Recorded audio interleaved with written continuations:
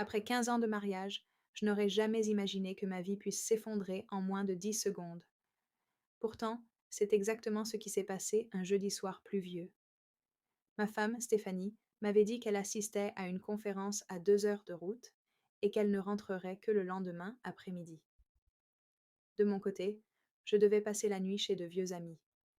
Mais, lorsque mes plans ont été annulés à la dernière minute, j'ai décidé de lui faire une surprise en allant à l'hôtel dont elle avait parlé.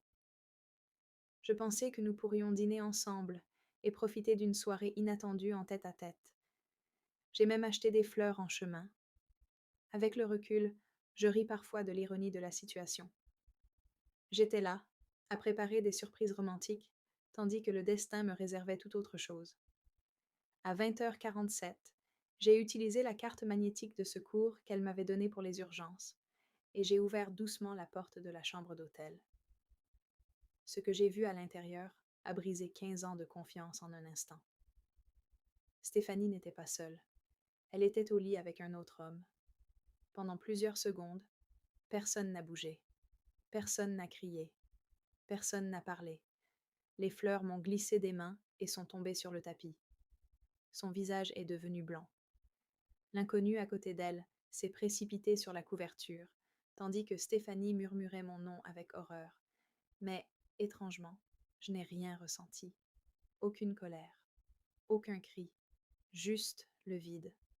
J'ai posé les fleurs discrètement sur une table et je suis ressortie. Derrière moi, je l'ai entendu pleurer et m'appeler. Mais je n'ai pas regardé en arrière. Au moment où j'ai atteint l'ascenseur, quelque chose en moi était déjà mort. Mon téléphone a explosé d'appels et de messages avant même que j'atteigne le parking.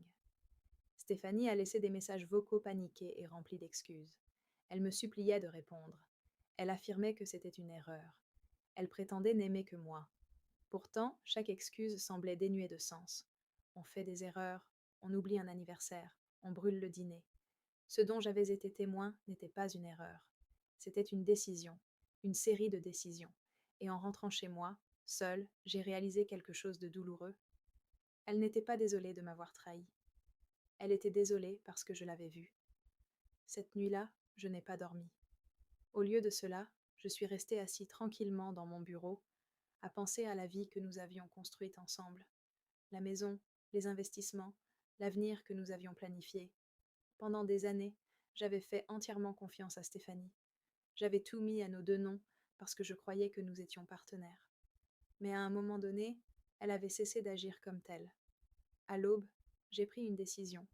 Non pas une décision motivée par la vengeance, mais une décision motivée par la réalité. Si le mariage qu'elle avait promis n'existait plus, alors la vie construite autour de cette promesse ne pouvait pas non plus exister. À 7 heures du matin, j'ai passé plusieurs coups de fil. Un à mon avocat, un à mon conseiller financier et un aux membres du conseil d'administration de la fondation caritative que Stéphanie dirigeait fièrement. Non pas parce que je voulais la détruire, mais parce que j'avais découvert autre chose en examinant des documents pendant la nuit. Des mois plus tôt, elle avait secrètement utilisé les fonds de la fondation pour financer des vacances personnelles qu'elle avait fait passer pour des dépenses professionnelles. Au début, j'ai refusé d'y croire. Mais les preuves étaient irréfutables. Soudain, cette liaison ne semblait être qu'une partie d'une supercherie bien plus vaste. À midi, le conseil d'administration de la fondation a lancé une enquête d'urgence. Stéphanie n'était au courant de rien. Elle était trop occupée à inonder mon téléphone de messages. Réponds-moi, s'il te plaît. Laisse-moi t'expliquer. Ne gâche pas 15 années de vie. Vers 14 heures, cependant, le ton changea. Ses messages devinrent frénétiques. Qu'as-tu fait? Il pose des questions. Dis-moi que ce n'est pas à cause d'hier soir. En lisant ces messages, je ressentis quelque chose d'inattendu. Pas de satisfaction, mais de la tristesse. Car même maintenant, elle ne comprenait toujours pas que je ne la punissais pas. J'avais simplement cessé de protéger des secrets qui n'étaient pas les miens. À 18 heures ce soir-là, Stéphanie apparut à la maison. Elle avait l'air complètement anéantie. Son maquillage avait été ruiné par les larmes et ses mains tremblèrent de façon incontrôlable. La femme confiante que j'avais connue pendant 15 ans semblait avoir disparu. Quand j'ouvris la porte, elle s'effondra à genoux. « S'il te plaît, sanglota-t-elle, Il faut que tu arrêtes ça.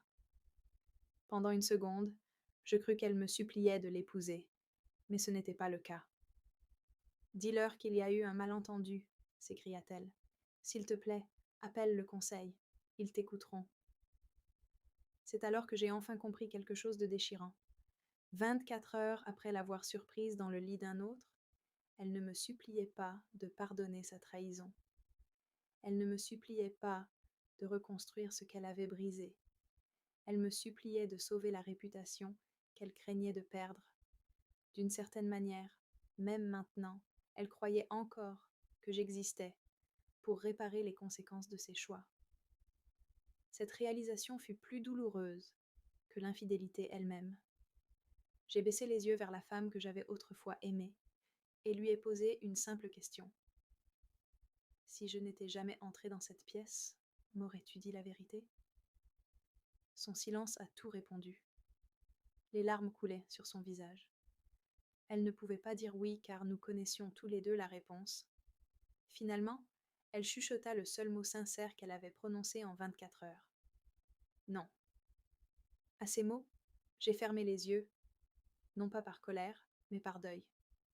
Car le mariage que je croyais avoir perdu la veille au soir était en réalité terminé bien avant que j'ouvre cette porte de chambre d'hôtel. Rétrospectivement, on suppose souvent que Stéphanie m'a supplié d'annuler le divorce ou d'effacer la liaison, mais ce n'est pas ce qui s'est passé. 24 heures plus tard, elle m'a supplié de réparer les conséquences de secrets qu'elle pensait que je ne découvrirais jamais. Et c'est peut-être là le plus cruel dans la trahison. Ceux qui la dissimulent croient souvent maîtriser les dégâts. Ils imaginent que des excuses suffiront à restaurer la confiance. Mais la confiance ne meurt pas de façon spectaculaire. Elle meurt silencieusement, un choix à la fois. Et une fois que c'est parti, même les excuses les plus sincères peuvent arriver bien trop tard.